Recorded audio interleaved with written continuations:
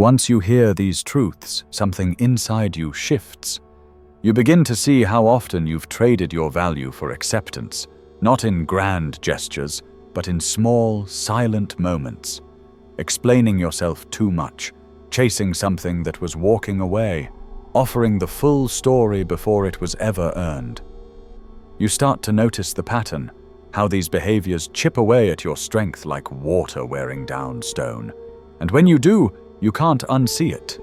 These are not just warnings, they are laws. Laws that a wise man lives by. Laws that, when broken, fracture the very structure of his self-respect. The first is the most subtle and most common. Never over-explain yourself. Most men believe that explaining brings clarity, connection, or trust. But what it really does is reveal insecurity. Words, when overused, signal subordination. Each justification becomes a silent plea for permission to exist. You think you're soothing doubt, but what you're really doing is exposing fear. Every time you justify why you didn't reply fast enough, why you acted a certain way, why you stood your ground, you are subconsciously handing over control of perception. Machiavelli warned that a ruler should never defend himself too much, for the more he explains, the more he appears guilty. So too, the man who over-explains looks like he's hiding something, even when he's not.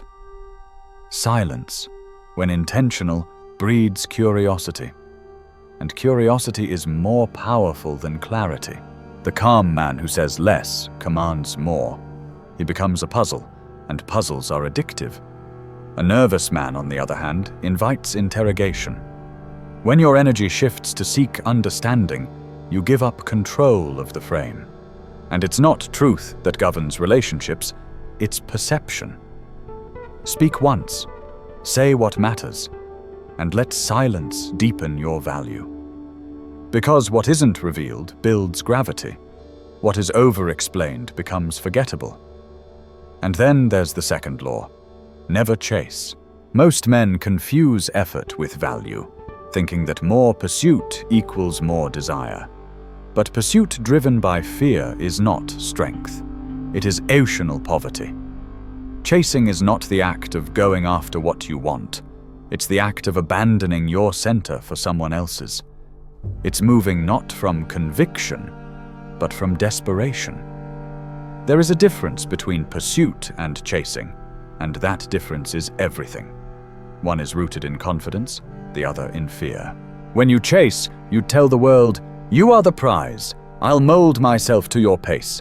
And in doing so, you relinquish all power. Women don't respond to speed. They respond to depth. And depth is never frantic. A man who chases reveals his lack of options, and nothing dissolves attraction faster than the scent of scarcity. When she pulls away and you react, when she delays her reply and you double text, when she says she's unsure and you try to convince her, what you're doing is proving that her presence dictates your state, that her orbit determines your balance. But value doesn't beg. It attracts. It stands still and lets what is worthy align with it.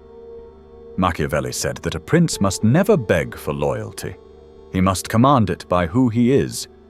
A woman may test you, may pull away to see if your gravity holds. And the man who remains unmoved during that test becomes the one she reconsiders. Not because he played a game, but because he never stepped off his throne. He didn't run after love. He became the reason love had to stop running. Then comes the third law. Don't reveal your whole life too soon.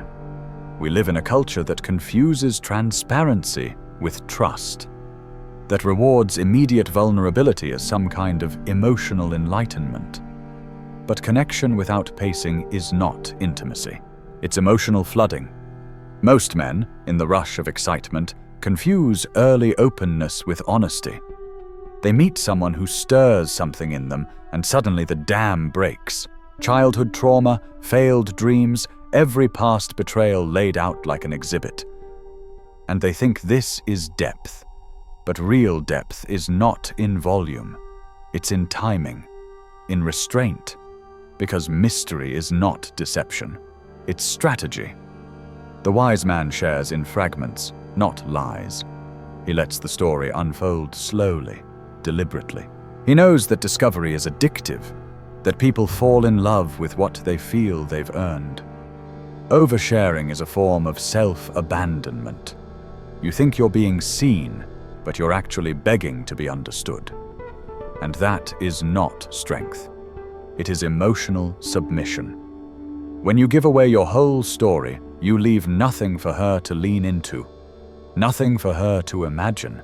And in the absence of curiosity, desire dies.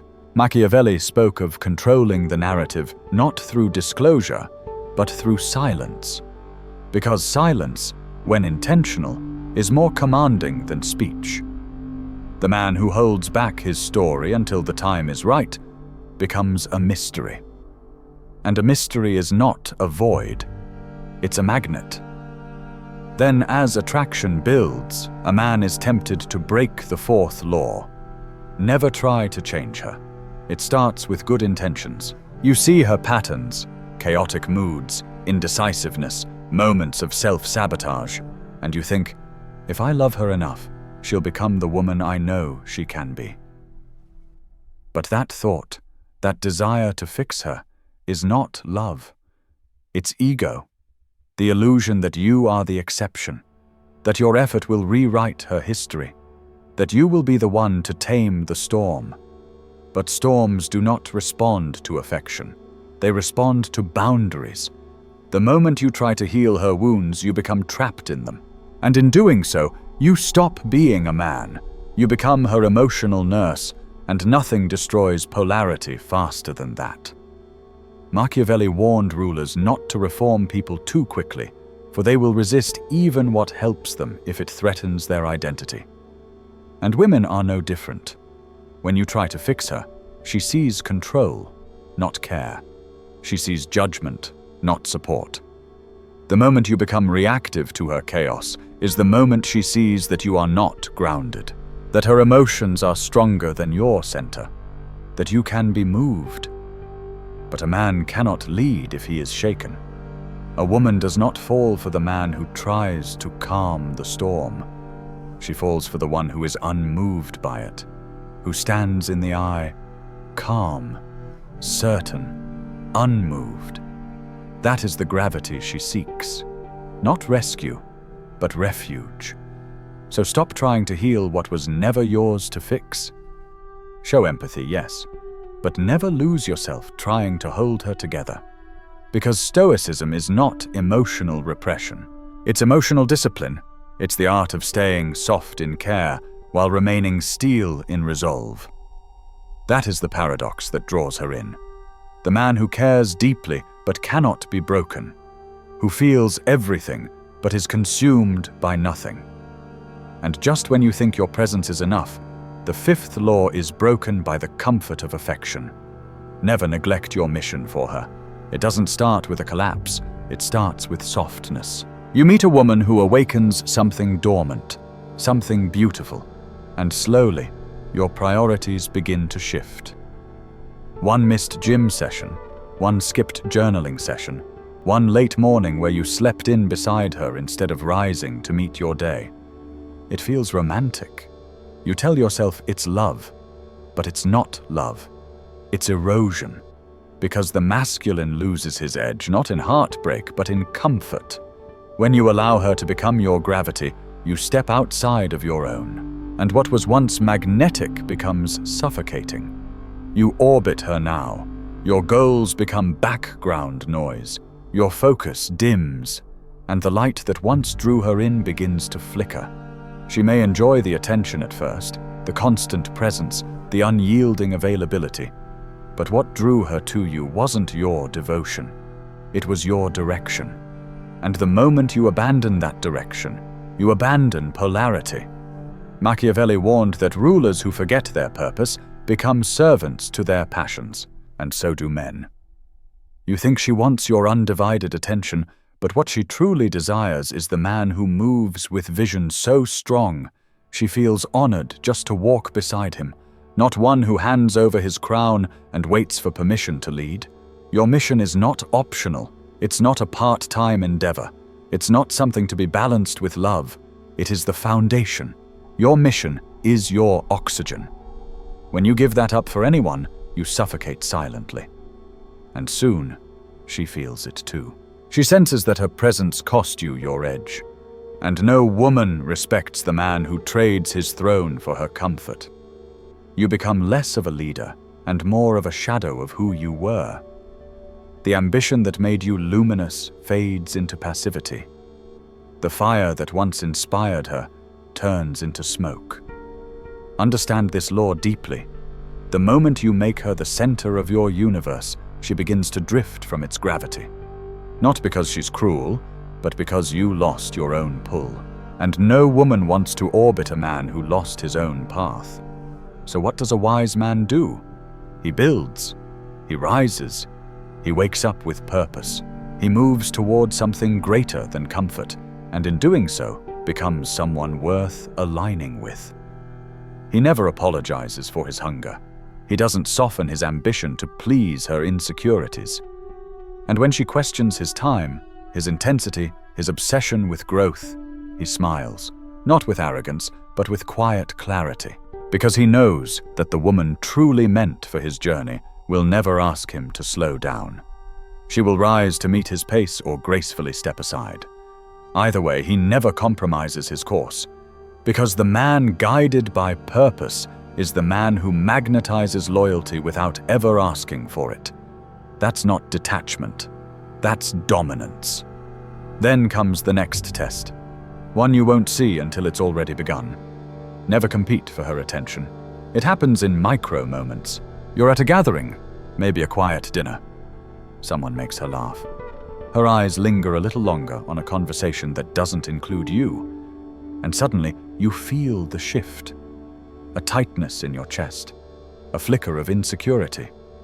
And in that flicker, most men crumble. They raise their voice. They lean in. They try harder.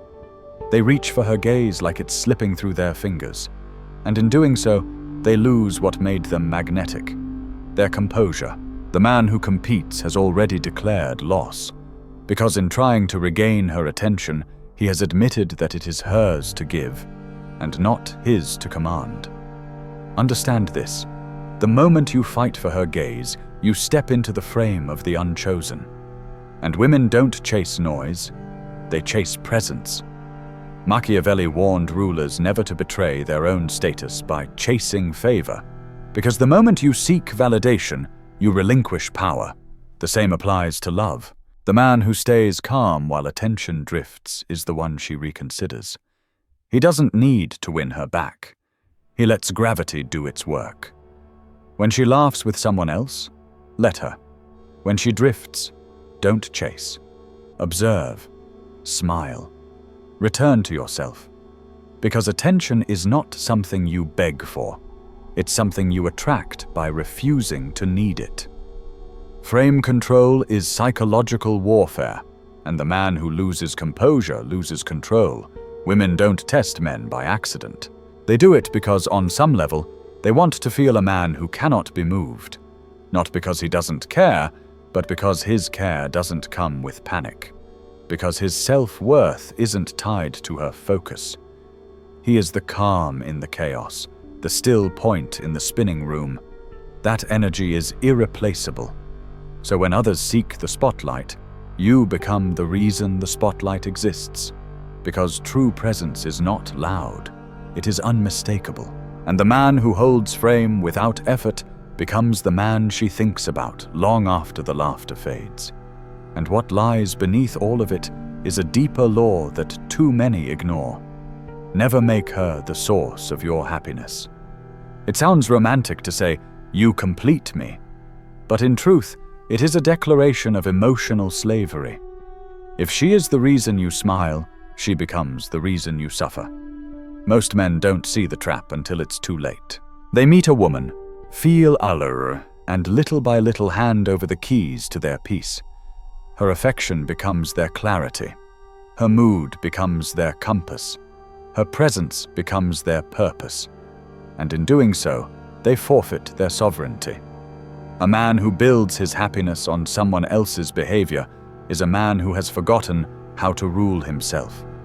Machiavelli warned that the prince who builds on someone else's land will one day lose everything. And emotional land is no different. She was never meant to be your oxygen. She was meant to be your echo, not your engine. A wise man doesn't find joy in her approval. He finds it in his discipline. His fulfillment comes from the goals he builds, the standards he upholds, the solitude he embraces. His peace is earned, not granted. And because of that, no one can steal it. When a woman senses that your emotional world is not fragile, she relaxes. She doesn't feel the weight of keeping you happy. She simply enjoys the energy of a man who is whole. But when she feels that your joy lives inside her reaction, something breaks. Not because she wants to hurt you, but because the weight of your happiness was never hers to carry. And the moment you become dependent, you stop being attractive. You start becoming a burden, not a partner. Because neediness is not devotion. It is weakness in disguise. So ask yourself, before you give her your heart, if she left tomorrow, would I still rise the same way? Would I still build? Would I still walk with the same fire? If the answer is no, then you've already surrendered too much. Your emotional center must remain untouchable, not because you don't feel, but because you refuse to collapse. The paradox of power is this: the less you need her, the more she desires you.